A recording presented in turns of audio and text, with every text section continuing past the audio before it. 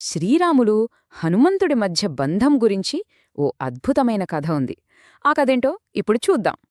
ఒకే ఒక్క సంభాషణ కాని భక్తిలో ఉన్న 3 గొప్ప కోణాలని మన ముందుంచుతుంది.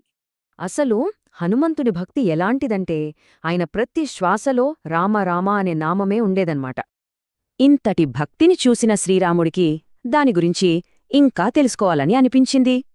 అందుకే రాముడు హనుమంతుణ్ణి ఒక ప్రశ్న అడిగారు. అది చరిత్రలోనే నిలిచిపోయే ఒక ప్రశ్న. అప్పుడు హనుమంతుడు ఎంతో వినయంగా నమస్కరించి తన సమాధానం చెప్పటం మొదలుపెట్టాడు. ప్రభూ, నన్ను ఈ శరీరంగా భావిస్తే నేను కేవలం మీ సేవకుడిని, మీ దాసుడిని. అదే నన్ను ఒక జీవుడిగా, మనసుగా చూస్తే నేను మీలో ఒక భాగం మాత్రమే. ఇక ఆత్మపరంగా చూస్తే అసలు మనమిద్దరం వేరు కాదు.